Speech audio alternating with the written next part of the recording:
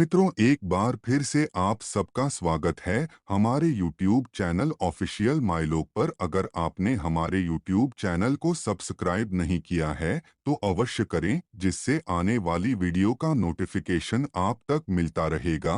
तो वीडियो को शुरू करते हैं। दोस्तों, रामायण के कई ऐसे रहस्य हैं जिससे हम आज भी अनजान हैं, जिसकी कल्पना करना भी हमारे लिए मुश्किल है। रामायण एक सागर की तरह है जिसमें डुबकी लगाने पर भी इसकी गहराई का अंदाजा नहीं लगाया जा सकता है। रामायण की घटनाओं का अलग अलग तरीके से व्याख्या किया गया है। रामायण के कुछ विशेष पात्र ऐसे भी हैं जिनके बारे में विस्तार से बताया गया है, लेकिन कुछ पात्र ऐसे भी शामिल हैं जिसकी चर्चा मुश्किल से कहीं सुनने को मिलती है। लक्ष्मण की पत्नी देवी उर्मिला की कहानी के बारे में, जिन्होंने अपना पूरा जीवन त्याग, सेवा, प्रेम और निस्वार्थ भक्ति में समर्पित कर दिया। रामायण में देवी उर्मिला को एक साधारण महिला की भांति दिखाया गया है, जबकि देवी उर्मिला का त्याग और समर्पण अनमोल था। देवी उर्मिला ने जो भी दुख सहे,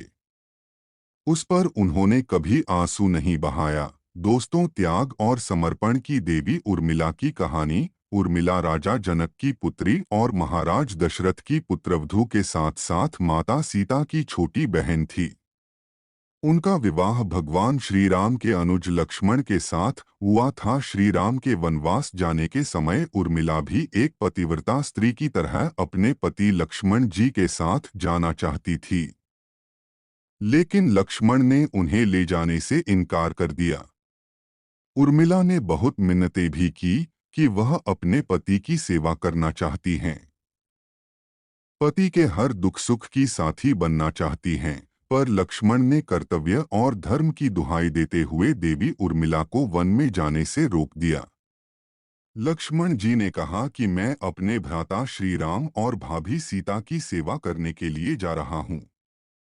मैं नहीं चाहता हूँ कि सेवा में कोई भी कमी रहे, इसलिए देवी उर्मिला आप यहीं रहो। लक्ष्मण जी ने माँ बाप की सेवा करने के लिए उर्मिला को अयोध्या ही रहने के लिए बोला। उन्हें शायद पता था कि वे लोग जब वनवास जाएंगे तो उनके माता पिता को इसका गहरा सदमा लगेगा, इसलिए लक्ष्मण जी माँ बाप को सहारा और सहानुभूति देने के लिए उर्मिला को छोड़कर वनवास चले गए।